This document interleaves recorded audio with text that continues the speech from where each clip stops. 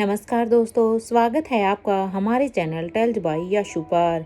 यहाँ पर आपको मिलेंगी रोचक और सस्पेंसफुल कहानियाँ। अगर आपको यहाँ पर हमारी कहानियाँ पसंद आती हैं तो कृपया करके आप हमारी वीडियोस को लाइक करें, इसको अपने दोस्तों को साथ शेयर करें और साथ के साथ अपना कमेंट करना ना भूलें।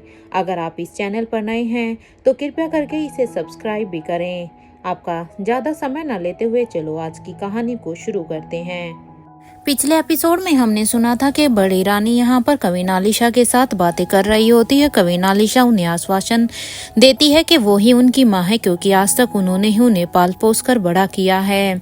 इसलिए बड़ी रानी अपने ख्यालों में यही सोचती है कि क्या काश रोहित के नाना जिंदा होते तो हमारे अंदर ये डर नहीं होता, वो हमारे अंदर इस डर को आने से पहले ही इसे खत्म कर देते।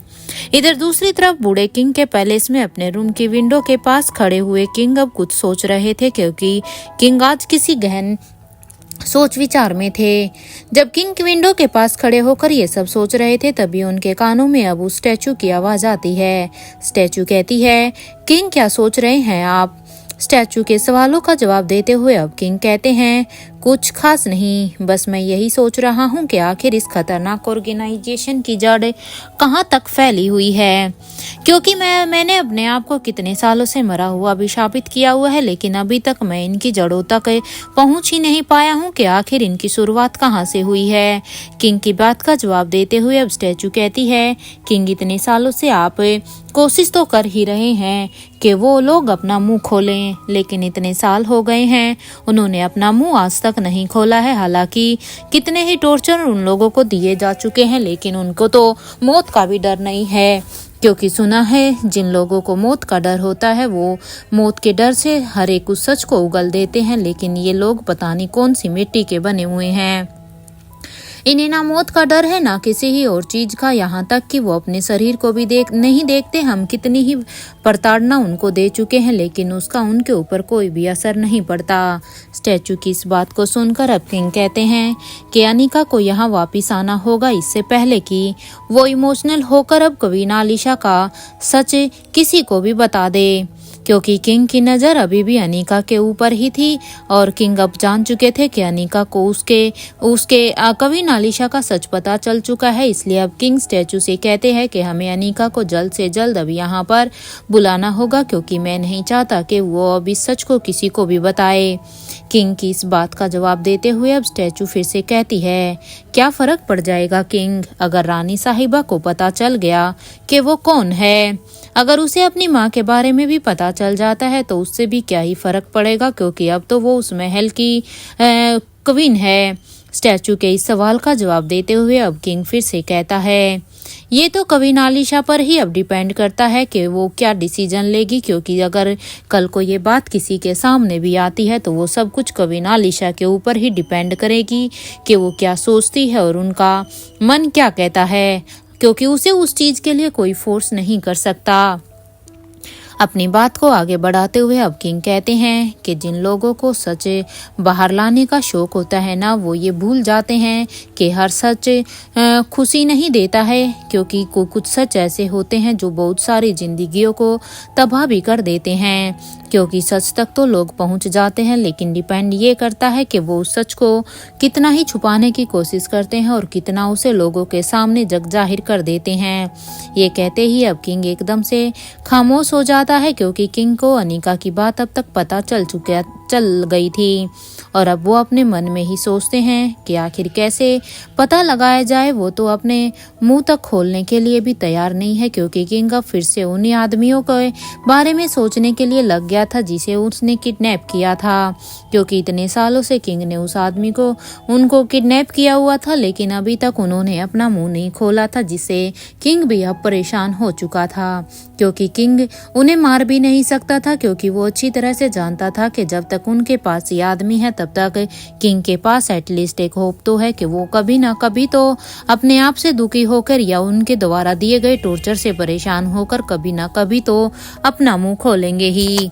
किंग अभी अपने मन में यही सोचते हैं कि आखिर वो क्यों अपने मुंह को खोल नहीं रहे, आखिर कौन है इनके पीछे वो लोग जो खतरनाक ऑर्गेनाइजेशन को इतने सालों से फंडिंग प्रोवाइड कर रहा है और इतना ज्यादा मैन पावर भी है उसके पास कि इसके ऑर्गेनाइजेशन का खात्मा ही नहीं हो रहा है। इसकी जड़ें बड़ी गहराई तक फैली हुई है, लेकिन अभी तक हमें उस इंसान के बारे में पता नहीं चला जो इसे फंडिंग दे रहा है। ये सोचते ही अब किंग फिर से स्टैचू से कहता है, उस स्वाति मल्होत्रा की बेटी तक ये मैसेज पहुंचा दो कि वो कल कॉलेज आ जाए, क्योंकि अब उसका यहाँ पर आना बहुत ही जरूरी हो गया है और उसे कॉलेज से यहाँ तक कैसे लाना है ये तुम डिसाइड कर लेना। ये काम मैं तुम्हारे ऊपर छोड़ता हूँ, क्योंकि मुझे कल के कल ही वो स्वाति मल्होत्रा की बेटी मुझे यहाँ पर मेरे पैलेस में चाहिए। किंग की ये बात सुनकर अब स्टैचू फिर से कहती है, ओके किंग। ये कहते हुए ही वो स्टैचू अब फिर से कहती है, क्या हम छोटे युवराज और उनके भाई बहन को भी यहीं पर ही बुला लें। स्टैचू अब यहाँ पर किंग से रिया, आर्यन और अलेक्जेंडर को यहाँ पर पैलेस में बुलाने के लिए कहती है। अब स्टैचू अपनी बात को आगे बढ़ाते हुए फिर से कहती है, वैसे भी छोटे युवराज आपको बहुत ही मिस करते हैं और जहाँ तक मुझे लग रहा है वो अभी भी आपको मिस कर ही रहे होंगे।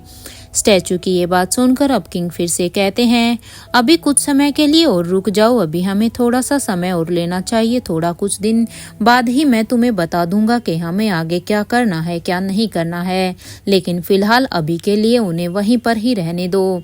किंग की ये बात सुनकर अब स्टैचू कहती है, ओके। ये कहते हुए ही अब स्टैचू भी अब उस रूम से बाहर निकलकर चली जाती है। तो वहीं अपने रूम में बैठकर अब किंग अपने ही टैबलेट को अपने हाथ में पकड़े हुए था और अब वो उस टैबलेट पर कुछ टाइप करने लग जाता है। कुछ ही देर में जब उसके रूम की दीवार पर एक स्क्रीन शो होने लगती है, क्योंकि किंग ने जब उसे अपने टैब पर ये सब वो वहां पर टाइप कर रहा था, तो जब उसका काम वो उस टैब पर पूरा हुआ तो एक सडनली उसकी दीवार पर एक स्क्रीन शो होने लगती है जिसमें पूरा का पूरा अंधेरा था, क्योंकि ऐसा लग रहा था जैसे वो किसी दूसरे कमरे की तस्वीर वहां पर अपनी स्क्रीन में देख पा रहा था, क्योंकि उस दूसरे में पूरी तरह अंधेरा ही अंधेरा था। उस अंधेरे में एक आदमी चेयर पर बैठा हुआ था, उसकी बस आंखें ही दिख रही थी उस अंधेरे में। किंग ने अब अपनी एआई वो से उस स्क्रीन पे जैसे ही देखा तब उसने पूछा कि कैसे हो तुम, तुम्हारा ख्याल रखने में मुझसे कोई गलती तो नहीं हो रही ना। किंग की ये बात सुनकर अब सामने से आवाज आती है कि तुम खुद को क्या समझते हो, तुम मेरा कुछ भी नहीं बिगाड़ सकते हो और ना ही तुम्हारे में इतनी हिम्मत है कि तुम मेरा कुछ बिगाड़ सको, और मुझे तुम्हारी कोई मेहमान नवाजी चाहिए भी नहीं है, इसलिए अपनी बकवास बंद करो। सामने वाले की ये बात सुनकर अब किंग फिर से कहता है, मैं तुम्हारा कुछ बिगाड़ना भी नहीं चाहता हूँ। अरे मैं तुम्हारा कुछ बिगाड़ कर भी क्या लूंगा, मुझे तो बस तुम ये बता दो कि तुम्हारे सर जी कौन हैं, जो तुम लोगों को जिसके कहने से तुम लोग इस ऑर्गेनाइजेशन के साथ जुड़े हुए हो। मुझे तो बस उसका पता चाहिए है और मैं उसके बाद मैं तुम्हें आजाद कर दूंगा। आखिर इतने सालों से तुम इस कैद में जो हो। किंग की इस बात का जवाब देते हुए अब वो आदमी कहता है, क्या लगता है तुम्हें कि क्या मैं पागल हूँ? तुम उन लोगों तक कभी भी नहीं पहुंच पाओगे। कितने सालों से तो तुम ये कोशिश कर ही रहे हो, लेकिन आखिर क्या उखाड़ लिया। तुम उन तक कभी भी नहीं पहुंच पाओगे, मेरी ये बात तुम याद रखना। बहुत बड़ी गलतफहमी है तुम्हें और ये तुम्हारी गलतफहमी तुम्हें लेकर डूबेगी। अपनी बात को आगे बढ़ाते हुए वो शख्स फिर से कहता है, कितनी ही प्लानिंग की थी मैंने आयशा की शादी अपने बेटे से करवाने की, लेकिन उसे धर्मराज मारवा ने मेरा पूरा का पूरा प्लान ही खराब कर दिया था। उस शख्स की ये बात सुनकर अब किंग कहते हैं, तुम मेरी बेटी का सच जान गए थे, इसलिए ही तो तुम यहाँ पर कैद हो। तुम ये सोचो, काश तुम मेरी बेटी तक नहीं पहुंचे होते तो शायद आज तुम भी आजाद ही होते। मैं तुम्हें अब लास्ट वार्निंग दे रहा हूँ। मैं तुम्हें या तो तुम मुझे सच बता दो, वरना मौत के लिए तुम तैयार हो जाओ।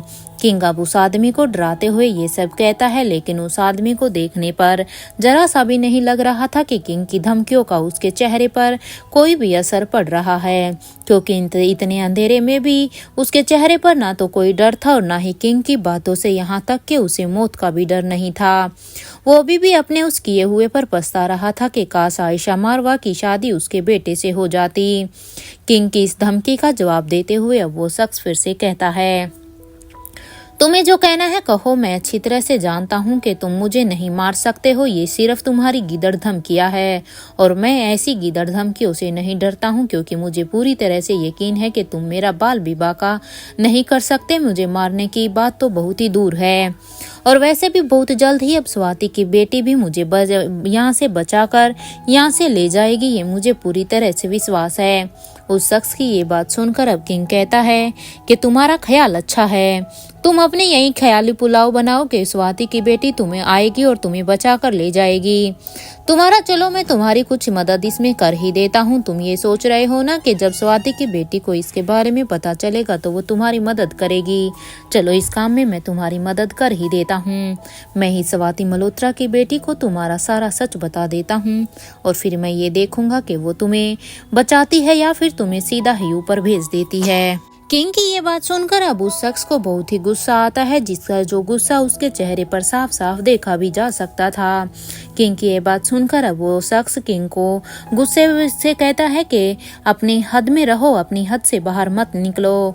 वो कोई स्वाति मल्होत्रा नहीं है, क्योंकि वो उसकी बेटी है। वो कोई स्वाति मल्होत्रा नहीं है जो मेरे साथ ऐसा करेगी, क्योंकि एक पल के लिए स्वाति मल्होत्रा ने चाहे मेरे साथ जो भी कुछ किया हो, लेकिन उसकी बेटी तो मुझे यहाँ से बचाकर लेकर ही जाएगी। और वो समय अब दूर नहीं है जब मैं यहाँ से जल्द ही रिहा होऊंगा। इससे पहले कि वो शख्स अपनी और भी बातें आगे कहता, फिर कुछ तभी किंग ने अपने हाथों की उंगलियों को फिर से अब अपने टैबलेट पर चलाना शुरू कर दिया था, जिससे कि अब उस रूम में फिर से पूरा का पूरा अब वहां पर उस धुआं फैल गया था, जिससे धुएं को अब उस आदमी के लिए बर्दाश्त करना अब बहुत ही मुश्किल हो गया था, जिसकी वजह से वो शख्स अब उस धुएं की वजह से खांसते खांसते वहीं पर ही बेहोश हो जाता है। लेकिन जब वो उस धुएं में खास रहा था, वो किंग को फिर से एक वार्निंग देता है कि तुम चाहे जो कुछ भी कर लो, ये धुआं भी मेरा कुछ नहीं बिगाड़ पाएगा। तुम बस मुझे टॉर्चर कर सकते हो। अब ज्यादा वक्त तक मैं यहाँ पर नहीं रह पाऊंगा। ये कहते हुए ही वो शख्स फिर बेहोश हो गया था। और यहाँ पर अब किंग भी अपने दीवार की स्क्रीन को अब अपने टैबलेट पर उंगलियां चलाते हुए फिर उसे बंद कर देता है। और अब वो अपने मन में ही सोचता है कि चलो आलिशा के मैटर में ही स्वाति मल्होत्रा की बेटी की परीक्षा ली जाए, क्योंकि अब किंग के चेहरे पर भी एक सरकास्टिक स्माइल थी। अब किंग अपने ख्यालों में सोचते हैं कि अनिका कविन आलिशा तक पहुंची चुकी है, लेकिन चलो अब जब वो यहाँ तक पहुंची चुकी है तो अब उसकी भी परीक्षा ले लेते हैं कि आखिर वो कहाँ तक अपनी परीक्षा में खड़ी उतरती है। अगर वो भी अपनी माँ की तरह ही होगी तो मैं उसे इस शख्स का सारा ही सच बता दूंगा। लेकिन अगर वो इमोशनल होकर कोई भी डिसीजन लेगी तो फिर तो मुझे रोहित को भी चौकन्ना रहने के लिए बोलना होगा कि वो अनिका से अपनी कोई भी बात ना बताए, क्योंकि अब यहाँ पर अनिका की ही परीक्षा ली जाएगी। अगर अनिका उस परीक्षा में पास होती है तो मैं उसे सारी ही बातें इस आदमी से जुड़ी बता दूंगा। लेकिन अगर वो इस परीक्षा में फेल हुई तो फिर तो रोहित को अब अनिका से थोड़ा सा अवेयर रहने की जरूरत है। किंग अपनी इसी गहरी सोच में ही थे तो वहीं दूसरी तरफ अभी इंडिया में दिल्ली में मल्होत्रा हाउस में अब श्वेता अपने पापा यानी कि किशन मल्होत्रा से कहती है, पापा मम्मी से बात करते हो ना, कितना वक्त हो गया है उनसे बात किए हुए, क्योंकि हमने तो कितनी ही बार कोशिश की है, लेकिन जब से मम्मी पेरिस में गई है तब से मेरी तो उनसे बात भी नहीं हो पाई है। श्वेता की ये बात सुनकर अब किशन मामा कहते हैं, बेटा मन तो मेरा भी बहुत हो रहा है तुम्हारी माँ से बात करने के लिए। कितने ही बार मैं ये सोचता हूँ कि मैं उन्हें कॉल लगाऊं, लेकिन वो वहाँ पर जिस काम के लिए गई है हमें उन्हें डिस्टर्ब नहीं करना चाहिए। मैं डेली ही एक ना एक बार ये सोच लेता हूँ कि एक बार अंजलि से कॉल करके उसका हाल चाल पूछ लूँ और ये पूछूं कि जिस काम को करने के लिए वो यहाँ से गई है वो उस काम को करने में कितना सफल हुई है और कितना नहीं, क्या उसे वहाँ जाने के बाद कोई क्लू भी मिला है या नहीं। लेकिन फिर मैं ये सोचकर अपने आप को रोक लेता हूँ कि वो वहाँ पर बिजी होगी, वो जिस काम को करने के लिए गई है उसे वहाँ पर उस काम को करने देना चाहिए, नहीं तो हो सकता है वो उस काम को करने में डिस्टर्ब हो। अपने पापा की बात का जवाब देते हुए श्वेता कहती है, लेकिन पापा अगर बड़े भाई मिल जाएंगे तो क्या वो हमारे साथ इसी घर में रहेंगे? श्वेता अब अपने उन्हीं सवालों को पूछ लेती है क्योंकि अंजलि यहाँ पर अपने बड़े बेटे को ढूंढने के लिए पेरिस गई थी। इसलिए अब श्वेता के मन में आता है कि अगर सपोज उसकी माँ उसके भाई को ढूंढने में कामयाब भी हो जाती है तो क्या वो उनके साथ रहेंगे या वो जहाँ अभी रह रहे हैं वहीं पर ही रहेंगे। श्वेता के इस सवाल पर अब किशन मल्होत्रा कहते हैं अब ये तो हमें उनके ऊपर ही छोड़ देना चाहिए ना, और अब तो वो भी बहुत ही बड़ा हो गया होगा, वो अपनी लाइफ के हर डिसीजन शायद खुद ही लेता होगा, इसलिए ये डिसीजन बस उसी का ही होगा, हम उसे कुछ भी नहीं कह सकते। किशन मामा की ये बात सुनकर अब श्वेता कहती है इससे क्या ही फर्क पड़ता है, वो कितने ही बड़े क्यों ना हो गए होंगे, लेकिन वो मम्मी को मना नहीं कर पाएंगे क्योंकि आखिर मम्मी उनकी सगी मम्मी है और मम्मी उन्हें मल्होत्रा हाउस लेकर आ जाएंगी। अगर मम्मी उन तक पहुंच भी जाती है तो, और अगर उन्होंने मना किया ना तो मम्मी उनके कान पकड़ते हुए ही उन्हें यहाँ पर लेकर आ जाएगी।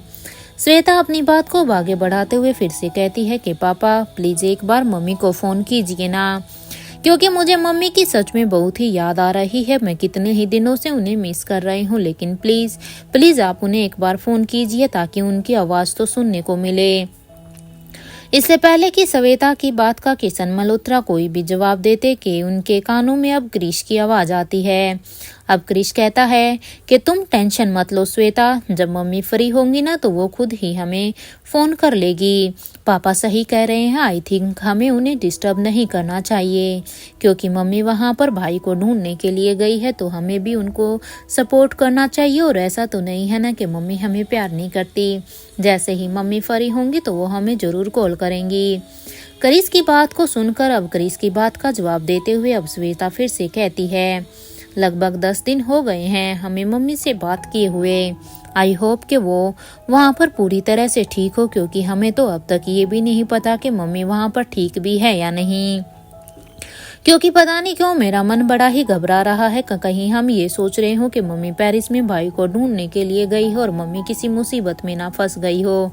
इसलिए मेरे ख्याल से हमें एक बार तो उन्हें कॉल करके पूछ ही लेना चाहिए ताकि हमें एटलीस्ट उनका हालचाल तो पता चले, क्योंकि ये तो मैं भी नहीं चाहती कि वो अपने किसी भी काम में डिस्टर्ब हो, क्योंकि मैं भी चाहती हूँ कि हमारा भाई जल्द से जल्द हमारे पास आए, हमारे साथ रहे। श्वेता की इस बात का अब जवाब देते हुए क्रिश कहता है डोंट वरी, मम्मी ठीक ही हैं और ठीक ही होंगी, हो सकता है कि वहाँ पर मम्मी को बड़े भाई को लेकर कुछ क्लू भी मिल गया हो, वो उन्हें ही ढूंढने में बिजी हो, इसलिए ही शायद वो 10 दिन से हमें कॉल नहीं कर पा रही हो। क्रिश की ये बात सुनकर अब श्वेता कहती है कि पता नहीं, लेकिन ये भी तो हो सकता है कि तुम जो कह रहे हो वो सच हो। और ये कहते हुए ही अब श्वेता अपने पापा से कहती है कि पापा जब आपकी मम्मी से बात हो जाए ना तो हमें भी बता देना, मुझे बड़ी ही फिक्र हो रही है मम्मी को लेकर। श्वेता की यह बात सुनकर अब क्रिश मल्होत्रा हमें अपना सिर हिला देते हैं और फिर वो सोचते हैं कि इस वक्त वहाँ पर शायद सब सो ही रहे होंगे। थोड़ी ही देर बाद अनिका को फोन करता हूँ कि वो मेरी बात अंजलि से करवा दे, क्योंकि मैं सीधे सीधे अंजलि को परेशान नहीं करना चाहता, इसलिए मुझे पहले अनिका को कॉल करना होगा। इधर गुलेरिया हाउस में ओमकार अपने रूम में प्रीति से फोन पर बात कर रहा था। वो उसे कह ही रहा था कि यार तुम तो मारवा हाउस जाकर मुझे भूल ही गई हो, क्योंकि तुम मारवा हाउस क्या गई, तुम तो अब मेरे लिए समय भी नहीं निकाल रही हो, ना तो मुझसे मिलने के लिए कभी आती हो।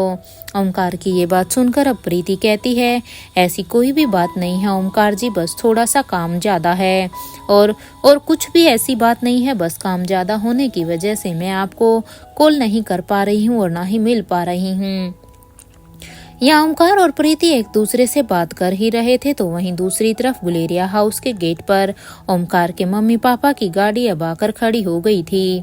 ओमकार की मम्मी मिसेज शकुंतला गुलेरिया अब ओमकार के पापा मिस्टर सरवण गुलेरिया से कहती है क्या तुम्हें पक्का पता है कि राजलक्ष्मी ने अब उस डीएनए रिपोर्ट को पढ़ लिया होगा, क्योंकि वो यहाँ पर उस डीएनए रिपोर्ट के बारे में जानने के लिए ही यहाँ पर आए हैं, क्योंकि कुछ समय पहले ही उन्होंने राजलक्ष्मी को राजीव गुलेरिया के कहने पर 2 डीएनए के सैंपल दिए थे कि वो उन 2 डीएनए रिपोर्ट दी थी ताकि वो उन्हें अच्छे से स्टडी कर सके। शकुंतला की ये बात सुनकर अब श्रवण कहता है कि पूछने में क्या ही जाता है, अगर उस लड़की ने ये काम कर दिया होगा तो समझ लेना कि गुलेरिया ग्रुप ऑफ कंपनीज में 5% के शेयर हमारे होंगे।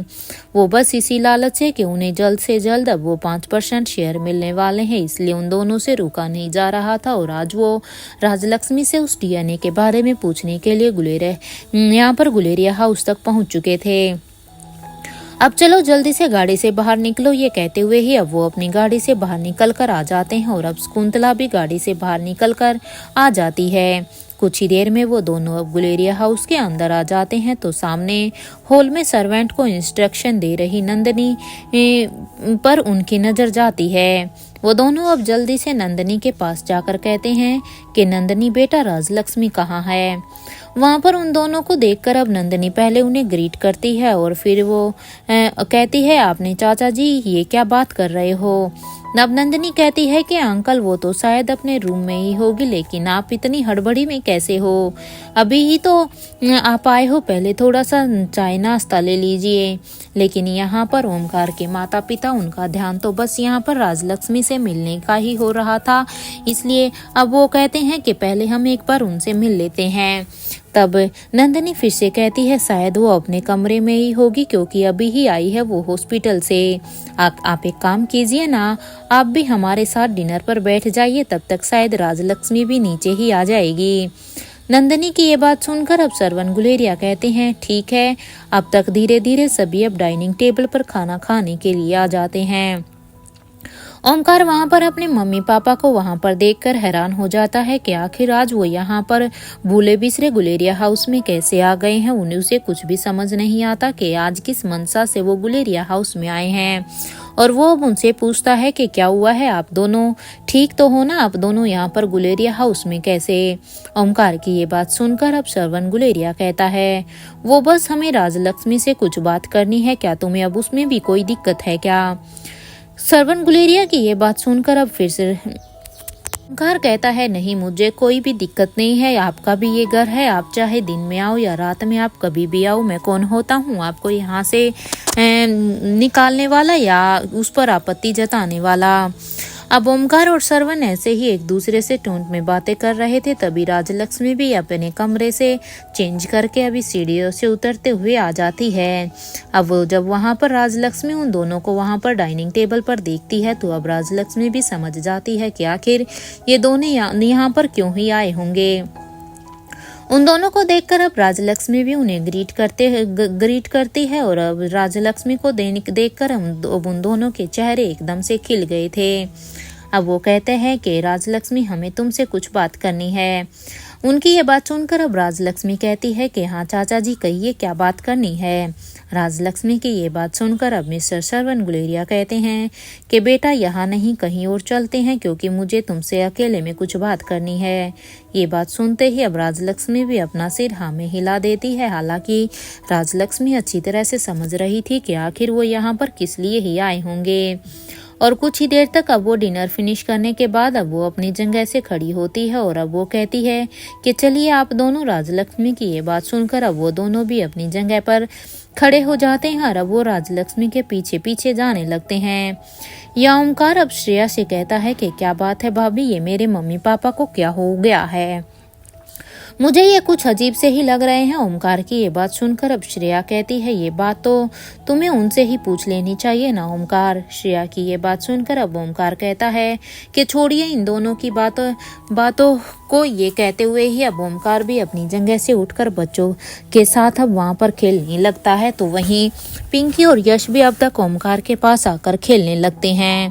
यहाँ श्रेया अब नंदनी की मदद करवाने के लिए लग जाती है। श्रेया अब नंदनी से कहती है कितना टाइम हो गया है ना भाभी के हम सब मिलकर कहीं बाहर नहीं गए हैं। श्रेया की ये बात सुनकर अब नंदनी कहती है कि कह तो तुम बिल्कुल ही सही रही हो, बहुत समय हो गया है हमें बस यहाँ गुलेरिया हाउस में ही रहते हुए। श्वेता और लक्ष्य की एंगेजमेंट के बाद तो हम सब यहीं पर ही बिजी हो गए हैं बच्चों में। अनिका की तो पूछो मत, पता नहीं कहाँ पर बिजी रहती है कि उसे तो हमसे बात तक करने का भी टाइम नहीं है। नंदिनी अब श्रेया से कहती है, तुम श्वेता को फोन लगाओ, अगर वो कल फ्री हो तो हम दोनों उसे ही मिलने के लिए चले जाते हैं, इसी बदले यहाँ से भी थोड़ा बाहर निकल पाएंगे। नंदिनी की ये बात सुनकर अब श्रेया कहती है कि आइडिया तो बहुत ही अच्छा है, वैसे भी राजलक्ष्मी तो अपने हॉस्पिटल के कामों में ही इतनी बिजी रहती है, इसलिए उससे तो अब क्या ही पूछ सकते हैं। और प्रीति का भी वही हाल है, क्योंकि ये दोनों तो हमारे घर में ऐसी डॉक्टर हैं कि इनके पास तो किसी भी चीज के लिए समय ही नहीं है। हम दोनों ही अब श्वेता से मिलने के लिए चले जाएंगे, इससे हमारा मूड भी थोड़ा सा ठीक हो जाएगा। यहाँ ओमकार के मम्मी पापा भी अब तक राजलक्ष्मी के कमरे में चले जाते हैं और अब राजलक्ष्मी के कमरे का दरवाजा कमरे में अंदर जाने के बाद बंद करते हुए कहते हैं, बेटा क्या तुमने पता लगा लिया है उस डीएनए रिपोर्ट के बारे में जो हमने तुम्हें काफी दिन पहले दी थी? क्योंकि हम यहाँ पर बस वही तुमसे पूछने के लिए आए हुए हैं। ओमकार के पापा की ये बात सुनकर अब राजलक्ष्मी कहती है कि अब मैं क्या ही कर सकती हूँ अंकल उसमें। राजलक्ष्मी की ये बात सुनकर अब मिस्टर सरवन गुलेरिया कहते हैं कि बेटा तुम बात को समझने की कोशिश करो। बेटा मैंने जो तुम्हें रिपोर्ट दी है ना, उसमें जो 30 साल का जो आदमी है उसे ब्लड कैंसर हुआ है और उसे सिर्फ उसका बेटे का बोन मैरो ही अब उसे बचा सकता है। इसलिए वो आदमी मुझसे बार बार रिक्वेस्ट कर रहा है कि अगर पॉसिबल हो तो मैं तुम्हारी हेल्प से ही उसे बता सकता हूँ। प्लीज बेटा मना मत करना, मुझे बता दो। देखो अगर तुमने रिपोर्ट बता दी तो एक जिंदगी बच जाएगी। ओमकार के पापा यहाँ पर अब राजलक्ष्मी को एक झूठ बोलकर उसे कन्विंस करते हुए उससे वो सारी ही बातें निकलवाना चाहते हैं। हालांकि राजलक्ष्मी को अनिका ने सीधा सीधा ही मना किया था कि अभी वो इस बात को किसी से भी शेयर ना करें। ओमकार के पापा की यह बात सुनकर अब राजलक्ष्मी कहती है कि देखिए मैं अभी आपको कुछ नहीं बता सकती हूँ, लेकिन हाँ कल सुबह तक मैं कुछ बता पाऊंगी। राजलक्ष्मी की ये बात सुनकर अब श्रवण गुलेरिया कहते हैं कि थैंक यू बेटा। ये कहते हुए ही वो राजलक्ष्मी के रूम से बाहर निकलकर चले जाते हैं और उसके पीछे उनकी वाइफ भी अब बाहर आ जाती है और फिर वो दोनों अब जल्दी से अपनी गाड़ी में बैठ जाते हैं। तो यहाँ पर शकुंतला अब कहती है कि अरे तुम अंदर राजलक्ष्मी के सामने क्या बकवास कर रहे थे? तुम तो ये भी नहीं जानते हो कि आखिर वो रिपोर्ट किसकी है जो तुमने वहां पर ये बोला कि उसको कैंसर है।